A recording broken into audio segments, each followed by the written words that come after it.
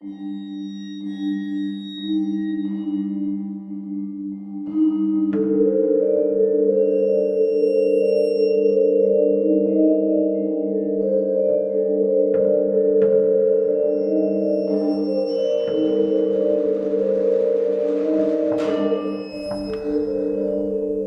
Alberic's Scrapbook.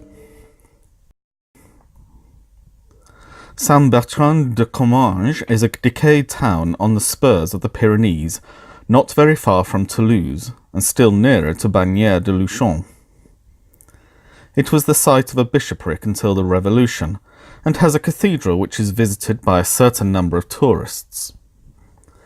In the spring of 1883, an Englishman arrived at this old-world place. I can hardly dignify it with the name of a city, for there are not 1,000 inhabitants. He was a Cambridge man, who had come specially from Toulouse to see Saint-Bertrand's church, and had left 2 friends, who were less keen archaeologists than himself, in their hotel at Toulouse, under promise to join him on the following morning. Half an hour at the church would satisfy them, and all 3 could then pursue their journey in the direction of Auch. But our Englishman had come early on the day in question, and proposed to himself to fill a notebook and to use several dozens of plates in the process of describing and photographing every corner of this wonderful church that dominates the little hill of Comminges. In order to carry out this design satisfactorily, it was necessary to monopolize the verger of the church for the day.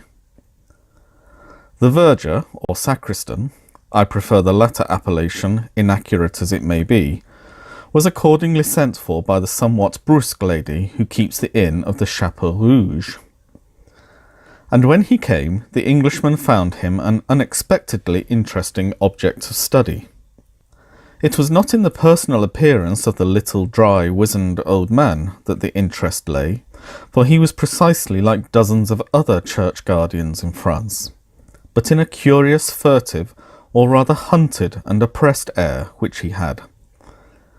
He was perpetually half glancing behind him. The muscles of his back and shoulders seemed to be hunched in a continual nervous contraction, as if he were expecting every moment to find himself in the clutch of an enemy. The Englishman hardly knew whether to put him down as a man haunted by a fixed delusion, or as one oppressed by a guilty conscience, or as an unbearably henpecked husband. The probabilities, when reckoned up, certainly pointed to the last idea. But still, the impression conveyed was that of a more formidable persecutor even than a termagant wife. However, the Englishman, let us call him Deniston, was soon too deep in his notebook and too busy with his camera to give more than an occasional glance to the sacristan.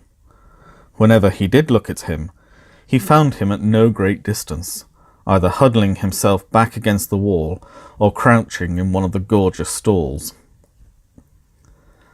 Deniston became rather fidgety after a time. Mingled suspicions that he was keeping the old man from his déjeuner, that he was regarded as likely to make away with St. Bertrand's ivory crozier, or with the dusty stuffed crocodile that hangs over the font, began to torment him. "Won't you go home?" he said at last. "I'm quite well able to finish my notes alone. You can lock me in if you like. I shall want at least 2 hours more here, and it must be code for you, isn't it?" "Good heavens!" said the little man, whom the suggestion seemed to throw into a state of unaccountable terror. "Such a thing cannot be thought of for a moment. Leave monsieur alone in the church? No, no, 2 hours, 3 hours, all will be the same to me. I have breakfast. I am not at all cold, with many thanks to monsieur." "Very well, my little man," quoth Deniston to himself. "You have been warned, and you must take the consequences." Before the expiration of the 2 hours, the stalls, the enormous dilapidated organ, the choir screen of Bishop Jean de Mauleon, the remnants of glass and tapestry, and the objects in the treasure chamber had been well and truly examined. the sacristan still keeping at Deniston's heels, and every now and then whipping around as if he had been stung, when one or other of the strange noises that trouble a large empty building fell on his ear. Curious noises they were, sometimes. Once, Deniston said to me, I could have sworn I heard a thin metallic voice laughing high up in the tower. I darted an inquiring glance at my sacristan. He was white to the lips. It is he. That is, it is no one. The door is locked, was all he said, and we looked at each other for a full minute. Another little incident puzzled Deniston a good deal. He was examining a large, dark picture that hangs behind the altar, one of a series illustrating the miracles of Saint Bertrand. The composition of the picture is well nigh indecipherable, but there is a Latin legend below which runs thus: Qualita sanctus Bertrandus liberavit hominem quem diabolos diu volebat strangulare. How Saint Bertrand delivered a man whom the devil long sought to strangle. Deniston was turning to the sacristan with a smile and a jocular remark of some sort on his lips, but he was confounded to see the old man on his knees, gazing at the picture with the eye of a suppliant in agony, his hands tightly clasped, and a rain of tears on his cheeks. Deniston naturally pretended to have noticed nothing, but the question would not go away from him. Why should a daub of this kind affect anyone so strongly? He seemed to himself to be getting some sort of clue to the reason of the strange look that had been puzzling him all the day. The man must be a monomaniac. But what was his monomania? It was nearly 5 o'clock. The short day was drawing in, and the church began to fill with shadows, while the curious noises, the muffled footfalls and distant talking voices that had been perceptible all day, seemed, no doubt, because of the fading light and the consequently quickened sense of hearing, to become more insistent and frequent. The sacristan began for the first time to show signs of hurry and impatience. He heaved a sigh of relief when camera and notebook were finally packed up and stowed away, and hurriedly beckoned Deniston to the western door of the church under the tower. It was time to ring the Angelus. A few pulls at the reluctant rope, and the great bell Bertrande, high in the tower, began to speak, and swung her voice up among the pines and down to the valleys, loud with mountain streams, calling the dwellers on those lonely hills to remember and repeat the salutation of the angel to her whom he called blessed among women. With that, a profound quiet seemed to fall for the first time that day upon the little town, and Deniston and the sacristan went out of the church. On the doorstep they fell into conversation. Monsieur seemed to interest himself in the old choir books in the sacristy. Undoubtedly, I was going to ask you if there were a library in the town. No, monsieur, perhaps there used to be one belonging to the chapter, but it is now such a small place. Here came a strange pause of irresolution, as it seemed. Then, with a sort of plunge, he went on, "But if monsieur is amateur des vieux livres, I have at home something that might interest him. It is not 100 yards." At once, old Deniston's cherished dreams of finding priceless manuscripts in untrodden corners of France flashed up, to die down again the next moment. It was probably a stupid missile of Plantin's printing about 1580. Where was the likelihood that a place so near Toulouse would not have been ransacked long ago by collectors? However, it would be foolish not to go. He would reproach himself for ever after if he refused, so they set off. On the way, the curious irresolution and sudden determination of the sacristan recurred to Denniston, and he wondered in a shamefaced way whether he was being decoyed into some purlieu to be made away with as a supposed rich Englishman. He contrived, therefore, to begin talking with his guide, and to drag in a rather clumsy fashion, the fact that he expected two friends to join him early the next morning. To his surprise, the announcement seemed to relieve the sacristan at once of some anxiety that oppressed him.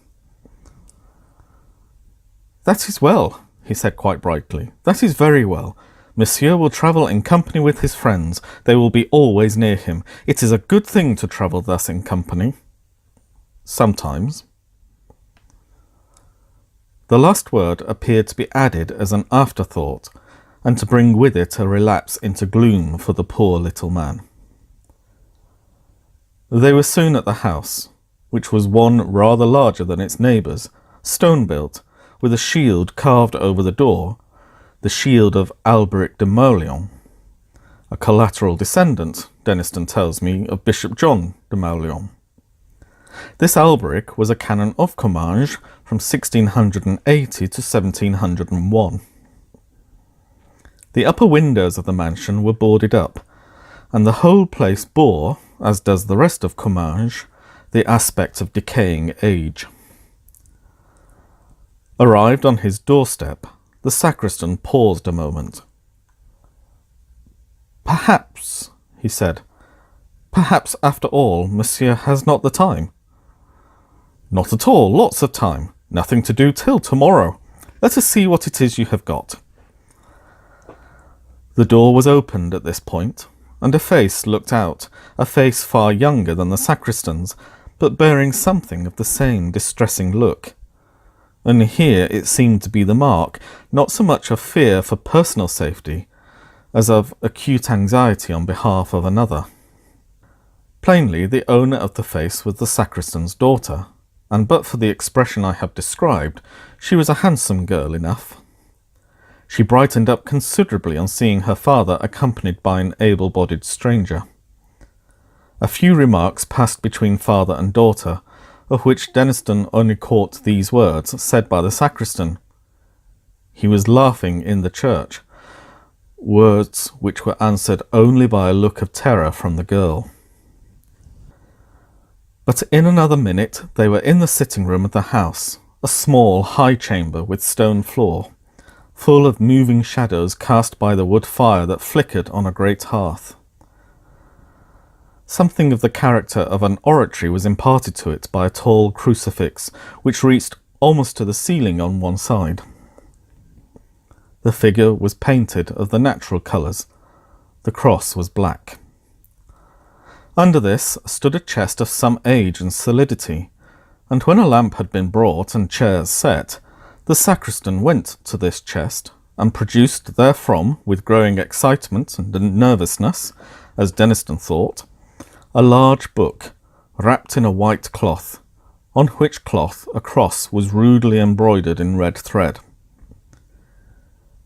Even before the wrapping had been removed, Denniston began to be interested by the size and shape of the volume. Too large for a missal, he thought, and not the shape of an antiphona. Perhaps it may be something good after all. The next moment the book was open, and Denniston felt that he had at last lit upon something better than good. Before him lay a large folio, bound perhaps late in the 17th century, with the arms of Canon Alberic de Mauleon stamped in gold on the sides. There may have been 150 leaves of paper in the book, and on almost every one of them was fastened a leaf from an illuminated manuscript. Such a collection Denniston had hardly dreamed of in his wildest moments. Here were 10 leaves from a copy of Genesis, illustrated with pictures which could not be later than AD 700. Further on was a complete set of pictures from a Psalter, of English execution of the very finest kind that the 13th century could produce.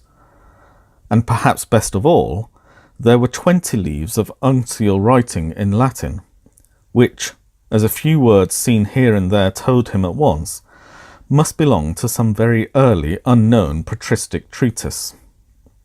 Could it possibly be a fragment of the copy of Papias on the words of our Lord, which was known to have existed as late as the 12th century at Nîmes?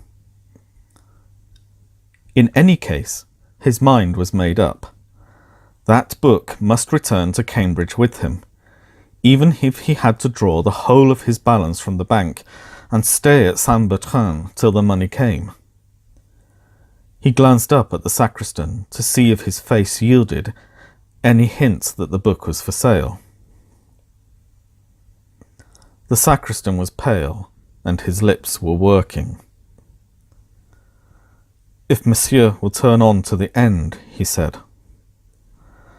So Monsieur turned on, meeting new treasures at every rise of a leaf, and at the end of the book he came upon 2 sheets of paper of much more recent date than anything he had yet seen, which puzzled him considerably. They must be contemporary, he decided, with the unprincipled Canon Alberic, who had doubtless plundered the chapter library of Saint-Bertrand to form this priceless scrapbook. On the first of the paper sheets was a plan, carefully drawn and instantly recognisable by a person who knew the ground, of the south aisle and cloisters of Saint-Bertrand's. There were curious signs looking like planetary symbols, and a few Hebrew words in the corners. And in the northwest angle of the cloister was a cross drawn in gold paint. Below the plan were some lines of writing in Latin, which ran thus: Responsa la 12e décembre 1694. Interrogatum est, inveniamne. Responsum est, invenies. Fiamne dives, fies. Vivamne invidendus, vives. Moriane in lecto meo, ita. Answers of the 12th of December 1694. It was asked, "Shall I find it?" Answer, "Thou shalt." Shall I become rich? Thou wilt. Shall I live an object of envy? Thou wilt. Shall I die in my bed? Thou wilt. A good specimen of the treasure hunter's record. Quite reminds one of Mr. Minor Canon Quatremain in Ode St. Paul's, was Denniston's comment, and he turned the leaf. What he then saw impressed him, as he has often told me, more than he could have conceived any drawing or picture capable of impressing him. And though the drawing he saw is no longer in existence, there is a photograph of it, which I possess, which fully bears out that statement. The picture in question was a sepia drawing at the end of the 17th century, representing, one would say at first sight, a biblical scene.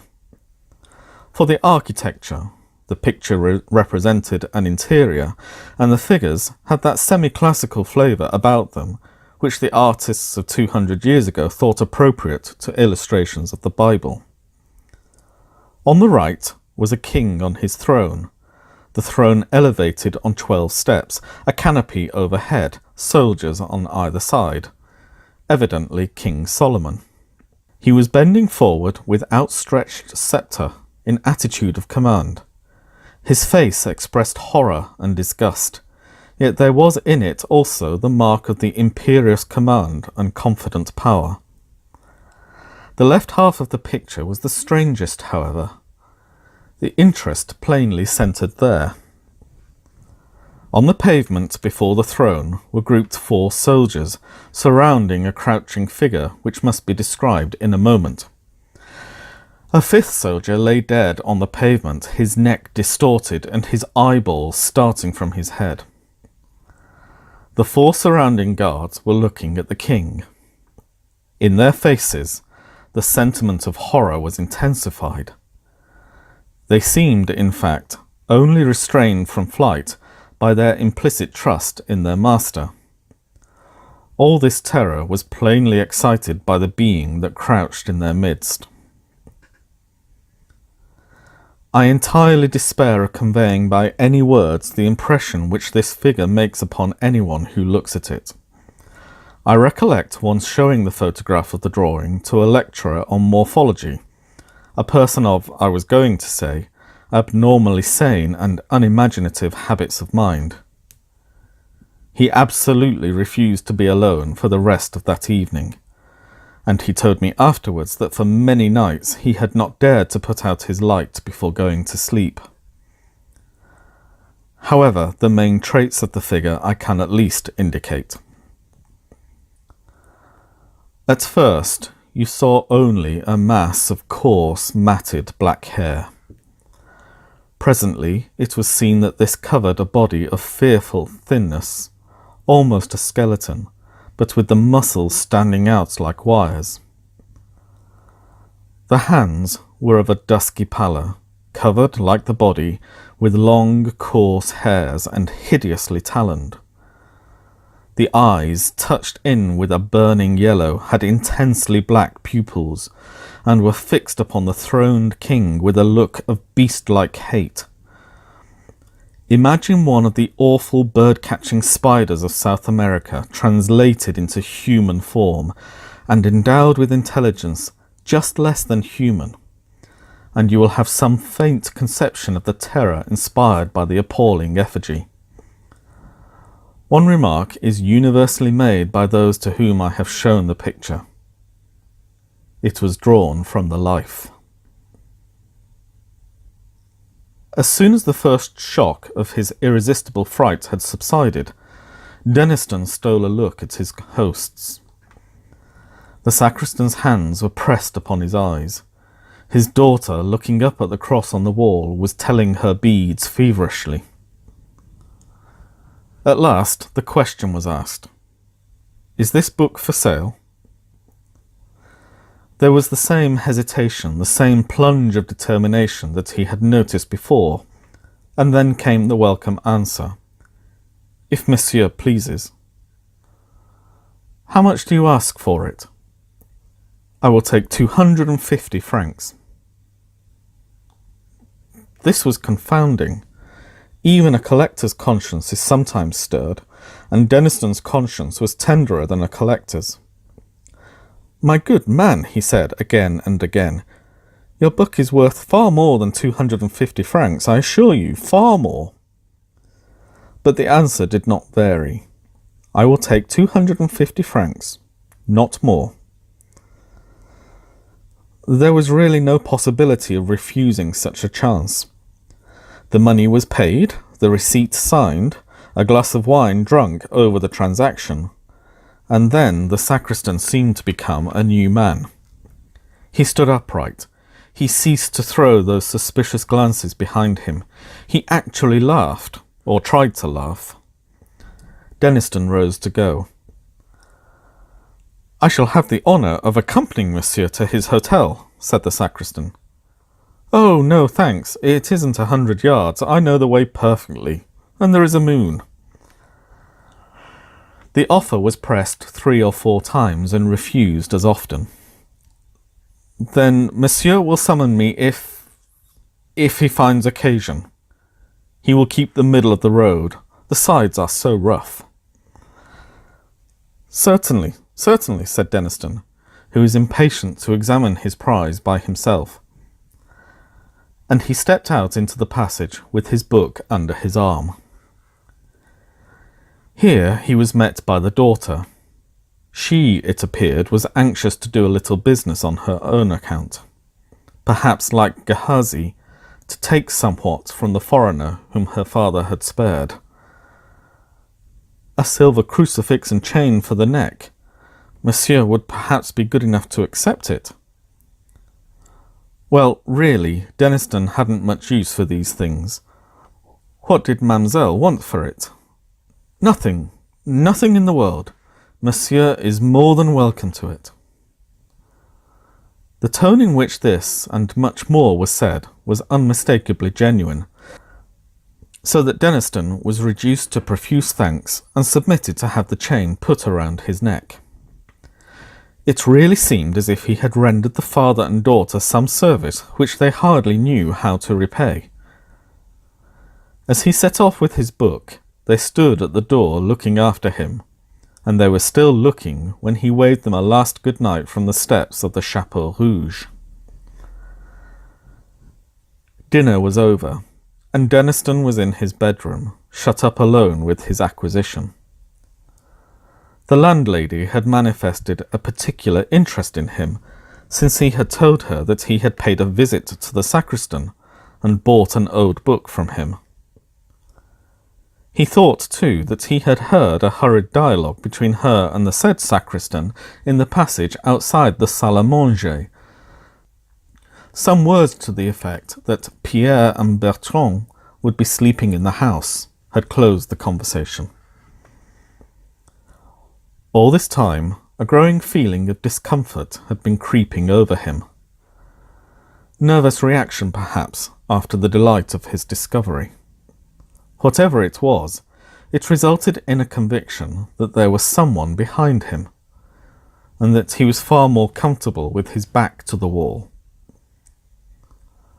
All this, of course, weighed light in the balance as against the obvious value of the collection he had acquired. And now, as I said, he was alone in his bedroom, taking stock of Canon Alberic's treasures, in which every moment revealed something more charming. "Bless Canon Alberic," said Denniston, who had an inveterate habit of talking to himself. "I wonder where he is now. Dear me, I wish that landlady would learn to laugh in a more cheering manner. It makes one feel as if there was someone dead in the house." "Half a pipe more, did you say? I think perhaps you are right. I wonder what that crucifix is that the young woman insisted on giving me. Last century, I suppose. Yes, probably. It is rather a nuisance of a thing to have round one's neck, just too heavy. Most likely her father has been wearing it for years. I think I might give it a clean-up before I put it away." He had taken the crucifix off and laid it on the table, when his attention was caught by an object lying on the red cloth just by his elbow. 2 or 3 ideas of what it might be flitted through his brain with their own incalculable quickness. A pen wiper? No, no such thing in the house. A rat? No, too black. A large spider? I trust to goodness not. No. Good God! A hand like the hand in that picture. In another infinitesimal flash, he had taken it in. Pale, dusky skin, covering nothing but bones and tendons of appalling strength. Coarse black hairs, longer than ever grew on a human hand. Nails rising from the ends of the fingers and curving sharply down and forward. Grey, horny, and wrinkled. He flew out of his chair with deadly, inconceivable terror clutching at his heart. The shape, whose left hand rested on the table, was rising to a standing posture behind his seat, its right hand crooked above his scalp. There was black and tattered drapery about it. The coarse hair covered it as in the drawing. The lower jaw was thin. What can I call it? Shallow, like a beast's. Teeth showed behind the black lips. There was no nose. The eyes, of a fiery yellow, against which the pupils showed black and intense, and the exulting hate and thirst to destroy life which shone there, were the most horrifying features in the whole vision. There was intelligence of a kind in them, intelligence beyond that of a beast, below that of a man. The feelings which this horror stirred in Denniston were the intensest physical fear and the most profound mental loathing. What did he do? What could he do? He has never been quite certain what words he said. But he knows that he spoke, that he grasped blindly at the silver crucifix, that he was conscious of a movement towards him on the part of the demon, and that he screamed with the voice of an animal in hideous pain. Pierre and Bertrand, the two sturdy little serving men who rushed in, saw nothing, but felt themselves thrust aside by something that passed out between them, and found Denniston in a swoon. They sat up with him that night, and his two friends were at Saint-Bertrand by 9 o'clock next morning. He himself, though still shaken and nervous, was almost himself by that time, and his story found credence with them, though not until they had seen the drawing and talked with the sacristan. Almost at dawn, the little man had come to the inn on some pretence, and had listened with the deepest interest to the story retailed by the landlady. He showed no surprise. It is he, I have seen him myself," was his only comment. And to all questionings but one reply was vouchsafed. "Deux fois je l'ai vu, mille fois je l'ai senti." He would tell them nothing of the provenance of the book, nor any details of his experiences. "I shall soon sleep, and my rest will be sweet. Why should you trouble me?" he said. He died that summer. His daughter married and settled at Saint-Papoul. She never understood the circumstances of her father's obsession. We shall never know what he or Canon Alberic de Mauleon suffered. At the back of that fateful drawing were some lines of writing which may be supposed to throw light on the situation. Contradictio Salamonis cum demonio nocturno. Albericus de Mauleone delineavit. Deus in adjutorium, qui habitat sancte Bertrande demoniorum effugator intercede pro me miserrimo. Primum vidi nocte, la 12e décembre 1694. Videbo mox ultimum, peccavi et passus sum, plura adhuc passurus. La 29e décembre 1701. The Dispute of Solomon with the Demon of the Night, drawn by Alberic de Mauleon. Versicle, O Lord, make haste to help me. Psalm, whoso dwelleth. Saint-Bertrand, who puttest devils to flight, pray for me most unhappy.